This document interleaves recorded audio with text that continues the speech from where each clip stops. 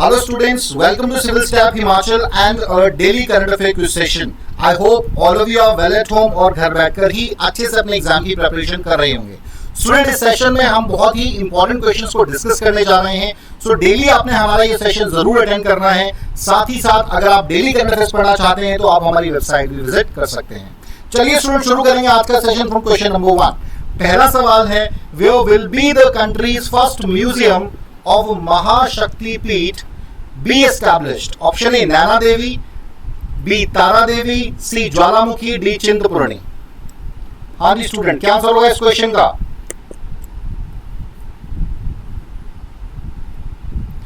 भारत का पहला महाशक्तिपीठ म्यूजियम.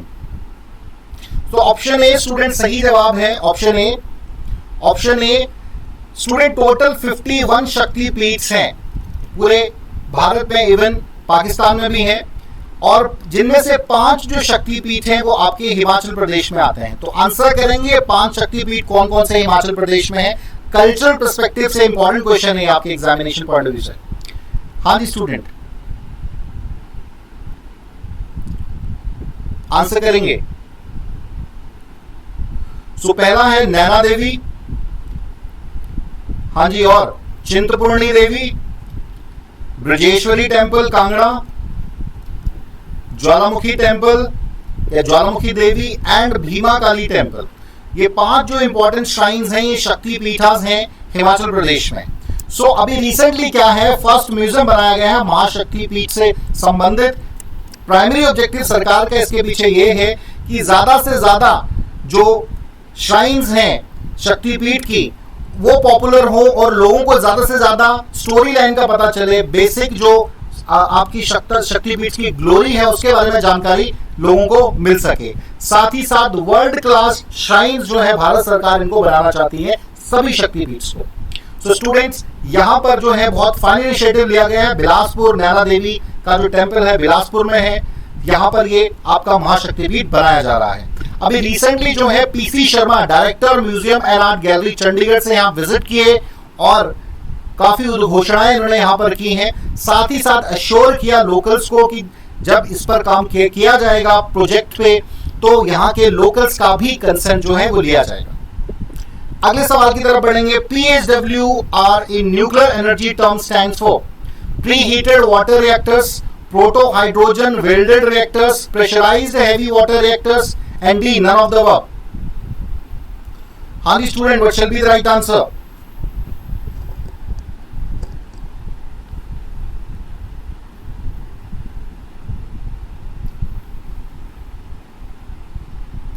सो option C जो है student, pressurised heavy water reactors is the right answer. ठीक है. सो अभी क्या है, भारत सरकार ने एक घोषणा की जानकारी दी है कि भारत गवर्नमेंट का ये गोल है कि हमारी जो न्यूक्लियर पावर कैपेसिटी है उसको 2021 तक बढ़ाकर 22,480 मेगावाट करना है, जो कि करंट अभी है 6,780 मेगावाट. इंडिया में अभी 22 न्यूक्लियर रिएक्टर्स हैं जो कि प्रोड्यूस करते हैं टोटल 6,780 मेगावाट. ठीक है. एंड साथ ही साथ ये भी जानकारी दी कि नए 10 रिएक्टर जो हैं वो बिल्ड किए जा रहे हैं बाय भारतीय नाभिकीय विद्युत निगम लिमिटेड, जो कि कैपेबल होंगे प्रोड्यूस करने में तकरीबन 8,000 मेगावाट कैपेसिटी की न्यूक्लियर पावर को. क्लियर है. सो बहुत ही महत्वपूर्ण ये डाटा है स्टूडेंट. यहां से सवाल पूछा जा सकता है एग्जाम में, स्पेशली 2021 का जो टारगेट है उससे संबंधित. अगला सवाल है, international solar alliance framework agreement was launched by India in option ए 2014, 15, 16, 17. हाँ जी स्टूडेंट, क्या आंसर होगा?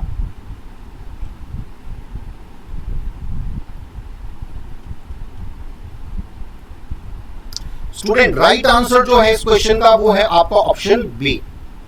क्लियर है. अब सबसे पहले तो हम जानेंगे कि ये ISA है क्या और इसमें क्या रोल है भारत का. देखिए 2015 में भारत ने पूरी दुनिया के सामने एक बहुत ही फाइन प्रपोजल रखा जिसका नाम था international solar alliance. It is basically alliance of more than 120 Nations. अगर करंट बात करें तो तकरीबन 124 सदस्य इसके मेंबर हैं, और इसमें अभी खबरों में क्यों रहा उस पर भी बात करेंगे.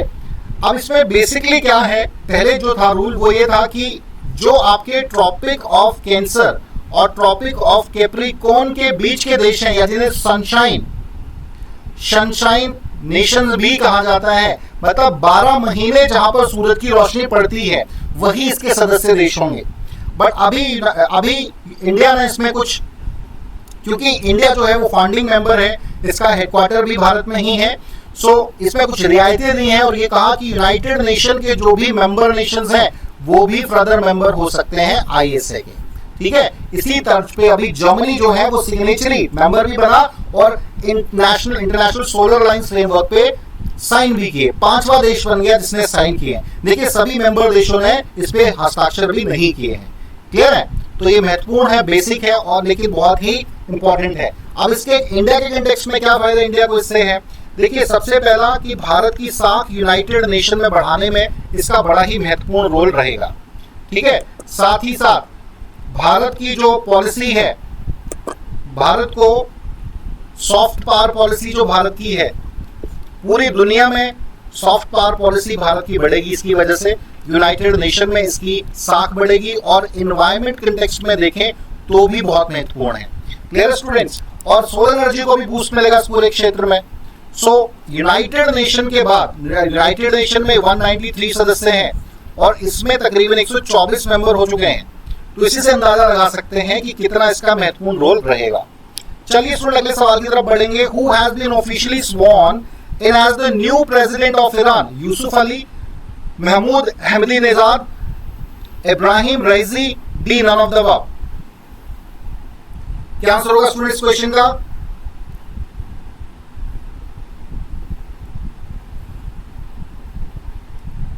तो स्टूडेंट्स ऑप्शन जो है C is the right answer. ठीक है, इब्राहिम रईसी जो है अभी नए राष्ट्रपति चुने गए हैं ईरान के, इन्होंने रिप्लेस किया हसन रूहानी जी को।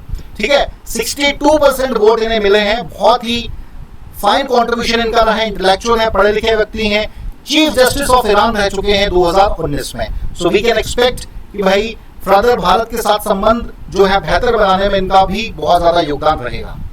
अगले सवाल की तरफ बढ़ेंगे student. Online single window portal scheme Shilpa Sathi is initiative of which state? Option A West Bengal, Orissa, C Kerala, D Tamil Nadu? What shall be the right answer?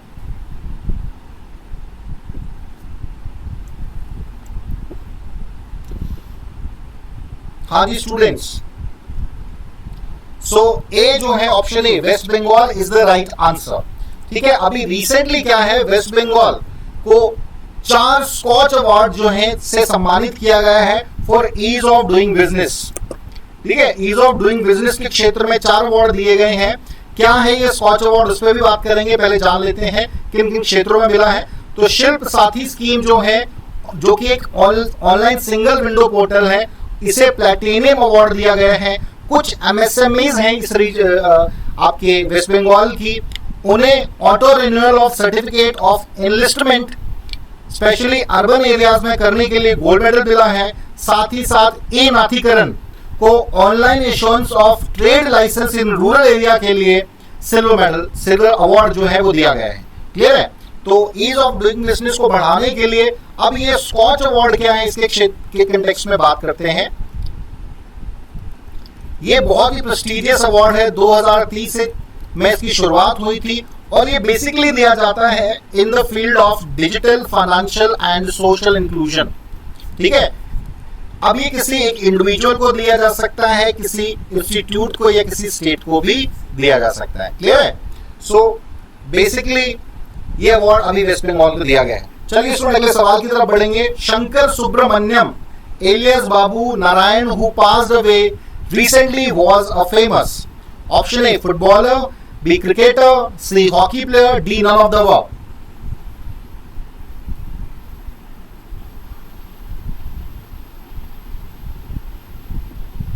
So option A student सही आंसर है, फुटबॉलर।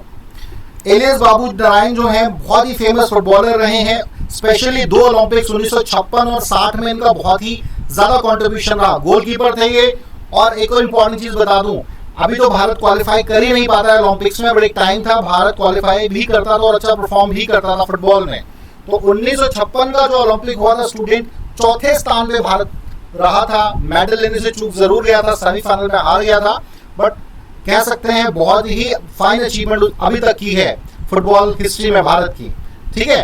तो बहुत ही कह सकते हैं एक लॉस है पूरे भारतवर्ष के लिए, महान फुटबॉलर हमारे बीच नहीं रहे।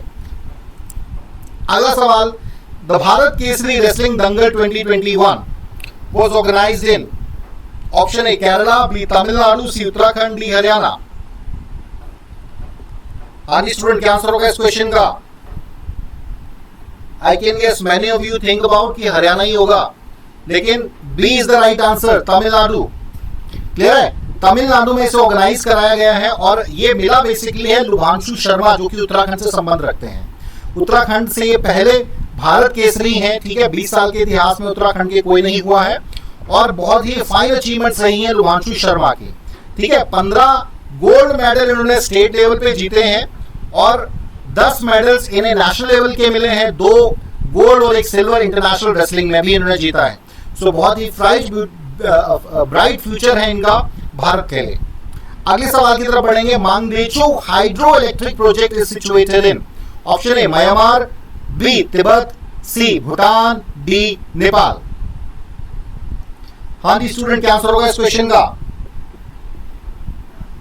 Myanmar, Tibet, Bhutan, Nepal, Mangdechhu hydro electric project. So student C जो है आपका Bhutan is the right answer. अभी खबरों में क्यों रहा उस पर चर्चा करते हैं। रिसेंटली जो है ब्रिनेल मेडल से सम्मानित किया गया है भारत और भूटान दोनों को ही फॉर मांगदेचू प्रोजेक्ट। ये अवार्ड दिया जाता है for excellent work in civil engineering और ये दिया गया है इंस्टीट्यूट ऑफ सिविल इंजीनियरिंग जो कि एक लंदन बेस्ड इंस्टीट्यूट है। सो ये आपके भारतीय जो है रुचिरा कंबोज, उन्हें ये दिया गया, फर्दर उन्होंने हैंडओवर किया मांगदेचू प्रोजेक्ट के जो चेयरमैन है ल्योंगपो लोकनाथ शर्मा जी को। अब ये दिया क्यों गया है, ठीक है, वो जान लेते हैं। देखिए मांगदेचू जो प्रोजेक्ट है ना, ये बहुत ही फाइन काम कर रहा है, specially in the field of environment. बहुत ज्यादा फायदा इससे होने वाला है एंड दोनों ही देशों को जो उनका सहयोग रहा है इसको बिल्ड करने में, ये सम्मानित किया गया है specially for social and environmental credentials. देखिए इस प्रोजेक्ट के माध्यम से 2.4 ton of greenhouse gases जो है वो इमिट होंगी हर साल और बहुत से लोगों को इस डैम या इस प्रोजेक्ट के माध्यम से रोजगार भी मिला है, ठीक है। तो महत्वपूर्ण है। अगर हम इंडिया और भूटान के रिलेशंस की बात करें तो हाइड्रो इलेक्ट्रिसिटी जो है बड़ा ही महत्वपूर्ण रोल प्ले करती है। तकरीबन भारत जो है वो 12,000 मेगावाट के प्रोजेक्ट्स पे काम कर चुका है भूटान में, ठीक है। और ना सिर्फ यहाँ पर हाइड्रो पावर्स प्रोजेक्ट्स को बिल्ड करने में, बल्कि फर्दर इलेक्ट्रिसिटी परचेज भी भारत भूटान से करेगा। अब सवाल ये उठता है कि भारत इतना मेहरबान क्यों है भूटान पे। देखिए अगर आप ज्योग्राफिकली देखेंगे तो बहुत ही इंपॉर्टेंट स्ट्रेटेजिक लोकेशन है भूटान की भारत के लिए, ठीक है। और जियोपॉलिटिकली भी देखें तो भी बहुत महत्वपूर्ण है।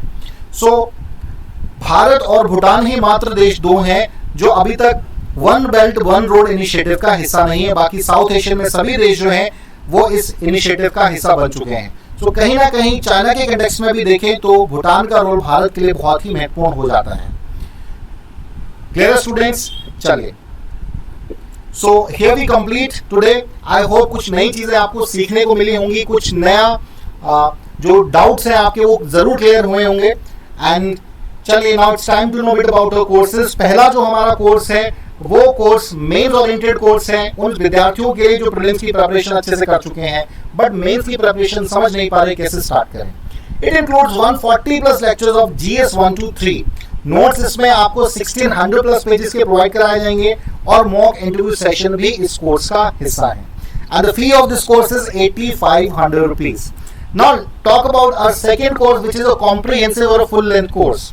It includes 200 plus GS lectures, 75 lectures of CSET, notes इसमें 3000 से भी ज्यादा पेजेस के प्रोवाइड कराए जाएंगे। टेस्ट सीरीज, प्रीलिम्स और मेंस भी इस कोर्स का हिस्सा है। करंट अफेयर्स मैगजीन्स आपको प्रीलिम्स और मेंस की प्रोवाइड कराई जाएंगी। मॉक इंटरव्यू सेशन इसका हिस्सा रहेंगे और वीकली लाइव डाउट्स क्लासेस भी आपकी ली जाएंगी। So the fee of this course is 22,500 rupees. मतलब आपकी complete journey prelims to interview जो है इस कोर्स के माध्यम से कंप्लीट होती है। सो ज्यादा से ज्यादा आप इस कोर्स को परचेज करें और वीडियो को भी शेयर करें स्टूडेंट्स, ताकि उन बच्चों तक भी ये मैसेज पहुंच सके जो घर बैठकर ही अपने एग्जाम की प्रिपरेशन करना चाहते हैं. And student, for more updation, you can also join our Telegram channel. So here we completed today's lecture. Thank you very much.